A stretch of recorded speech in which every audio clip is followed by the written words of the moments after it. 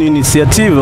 Déjà, la cybercriminalité, si vraiment ils implantent ça au Congo, ce serait une très bonne chose parce que nous subissons des actes de vol ici, notamment les gens, je ne sais pas si c'est des ex-agents de nos réseaux sociaux, nos réseaux de télécommunications, notamment MTN et RTL, surtout fréquemment chez MTN où nous subissons ce genre de cas. Il y a des gens qui volent des mamans ou même des jeunes de l'argent sur des téléphones. Donc si vraiment ça peut essayer un peu d'éradiquer ce genre de pratiques, ce serait une bonne chose. Je me rappelle une fois, on m'a appelé pour une histoire d'offre d'emploi et je ne connaissais pas la personne s'est présentée disant qu'il me connaissait et il m'a appelé par mon prénom. Bon, après, ce qui m'a un peu semblé bizarre, c'est que ce prénom n'est pas vraiment connu, donc j'imagine qu'il a peut-être lu sur internet, je ne sais pas. Ben, il me disait qu'il avait une offre d'emploi pour moi et il fallait que je fasse parvenir les documents qu'il fallait pour un entretien. Donc j'ai voulu envoyer sur WhatsApp parce que la première des choses c'était que j'envoie sur WhatsApp avant d'envoyer, avant d'aller sur place pour un entretien. Ben, ce qui m'a empêché de le faire, c'est juste que j'ai trouvé que c'était pas cohérent. J'ai essayé de voir sur WhatsApp, je n'ai pas retrouvé le nom du monsieur en fait, je n'ai pas retrouvé son vrai nom sur les infos du contact WhatsApp. Et j'ai essayé de vérifier sur Facebook, il n'y avait pas ce nom-là, ça m'a un peu semblé bizarre qu'au XXIe siècle, qu'il n'est pas un monsieur ou bien une personne qui puisse avoir Facebook, ne puisse qu'une page ou un compte, ou même un WhatsApp à son nom. Ça m'a un peu semblé bizarre, du coup j'ai voulu à tout pour rencontrer le monsieur. Ben, il m'a donné une adresse, c'était à l'aéroport. Arrivé là-bas, j'ai voulu rentrer dans le bureau qu'il m'a indiqué, sans pourtant chercher à appeler le monsieur pour lui dire que j'étais là. C'est à ce moment-là que j'apprends que le monsieur ne travaille pas là-bas et quand j'essaie de rappeler le numéro, jusqu'alors le numéro ne passe plus. Des gens qui ont subi des cas comme ça, souvent ils font les commandes à des gars et après ils envoient l'argent et c'est pas la bonne personne en fait. J'ai été toute une fois victime de cybercriminalité, d'abord sur mon compte Facebook.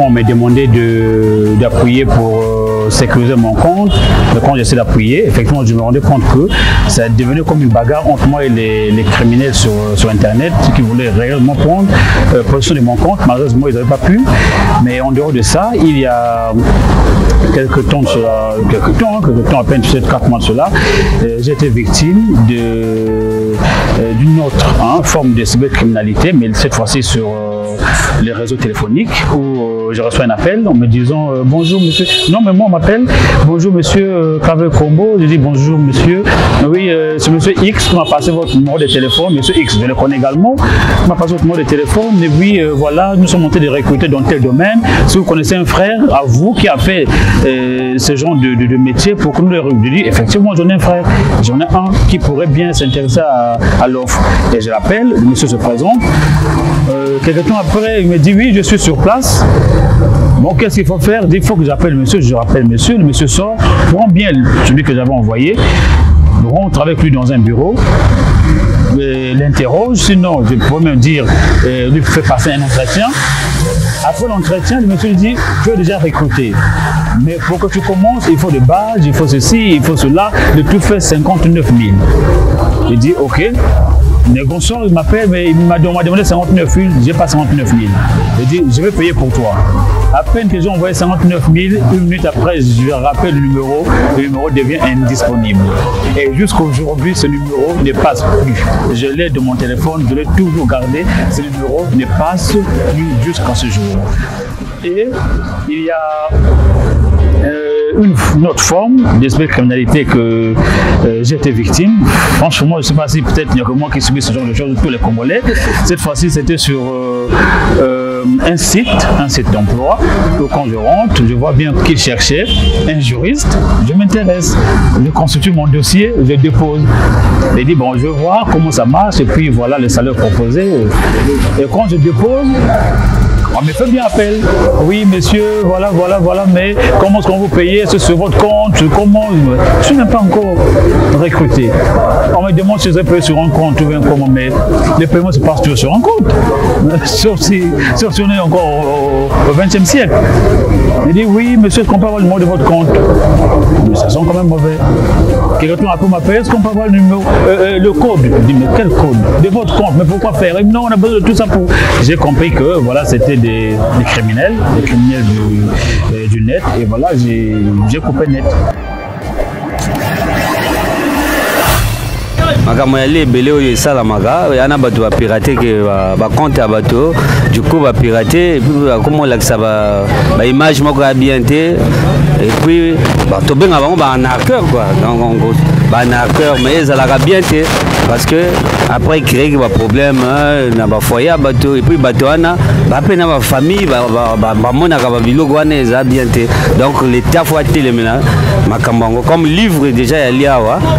J'espère que loi déjà ezalaka nango net ndenge balobi faut batelemela babanda kofrappe bato wana bana bapeine na bango bakosubir afin que existe juste. Personnellement oui, nous connaissons mais on n'en a jamais encore intenté, hein. On n'a jamais intenté une action vers ces services-là habilités pour poursuivre ce genre de situation.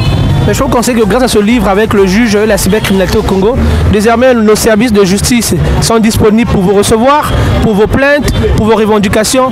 Quel que soit, ne gardez pas silence, parce que votre silence ne contribue pas à l'évolution, au contraire ça freine. Mais lorsque nous allons prendre connaissance de ça, par rapport à ça, la loi pourra certainement être obligée de lutter encore, mettre ce qu'il faut en œuvre pour lutter contre ce genre de type d'arnaque. Alors, nous souhaitons... Donc, tout d'abord, je voudrais féliciter le rédacteur de ce livre, parce que c'est une très bonne initiative. Et je ne l'ai pas encore lu, je vais m'en procurer pour lecture, mais je pense qu'il nous faut pour attirer l'attention des jeunes Congolais qui aujourd'hui pensent que l'Internet c'est quelque chose où on doit jouer avec, mais c'est quelque chose à prendre prudence, à prendre avec prudence plutôt, quelque chose à prendre avec prudence.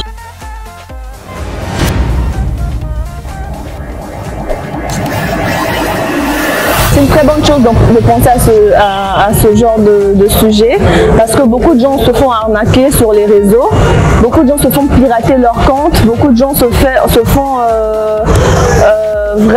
vraiment escroquer sur les réseaux sociaux.